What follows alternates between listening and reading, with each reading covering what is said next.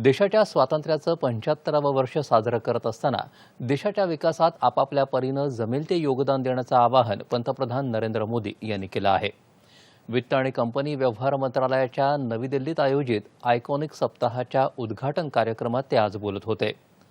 भारतानं गेल्या 8 वर्षात वेगवेगळ्या पैलूंवर काम करत जनभागीदारी वाढवली, तसंच देशाच्या विकासाला गती देऊन गरीबातल्या गरीब नागरिकाला सशक्त करण्याचं काम सरकारनं केलं आहे, असं ते म्हणाले।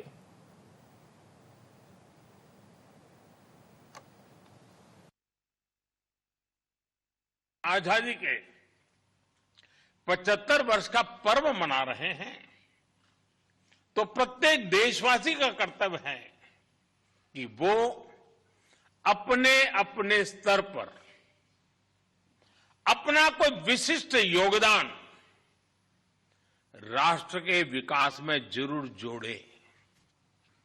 तो भारत ने बीते 8 वर्षों अलग अलग आयामों पर नित्य नूतन कदम उठाए हैं, नवीन काम करने का प्रयास किया है।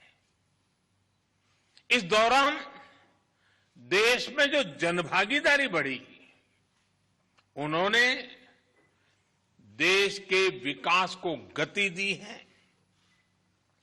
देश के गरीब से गरीब नागरिक को सशक्त किया है।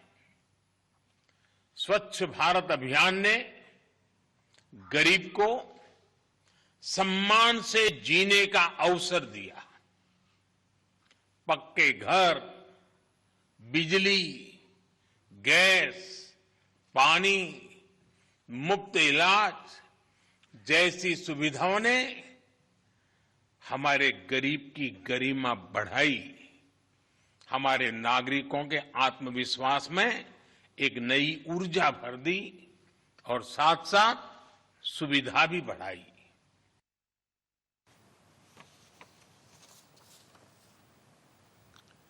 पूर्वीच्या काळी सरकार केंद्रित कामकाजामुळे देशाचं मोठं नुकसान झालं, मात्र आता 21व्या शतकातल्या भारतात जनता केंद्रित कामकाजामुळे देश आता प्रगतीपथावर असल्याचं पंतप्रधान म्हणाले। गेल्या 8 वर्षात ज्या सुधारणा झाल्या आहेत त्यात देशातल्या युवकांना आपलं सामर्थ्य दाखवण्याची संधी मिळावी याला प्राथमिकता देण्यात आल्याचं पंतप्रधानांनी सांगितलं।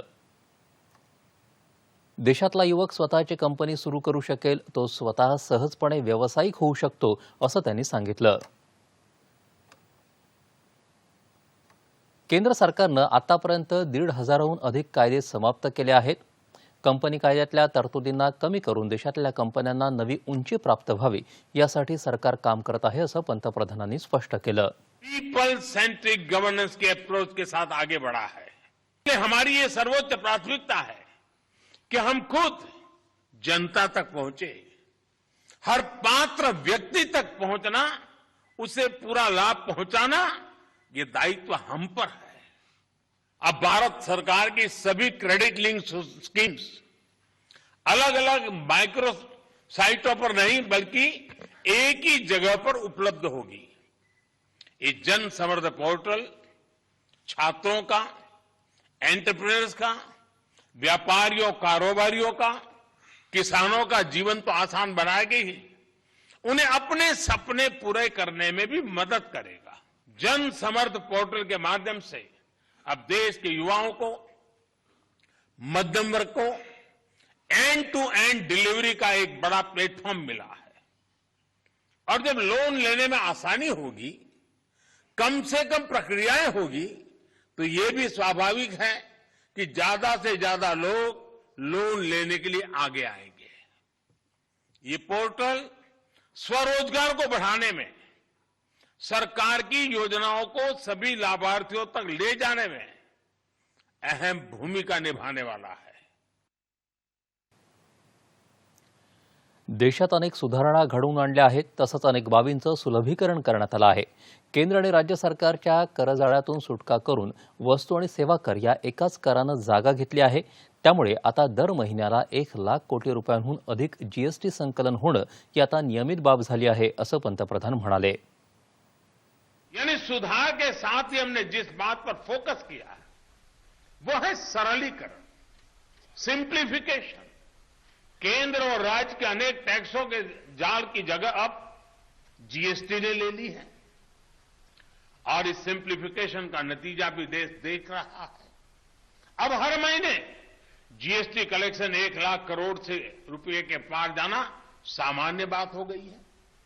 ईपीएफओ रजिस्ट्रेशन की संख्या में भी हम लगातार बढ़ोतरी देख रहे हैं।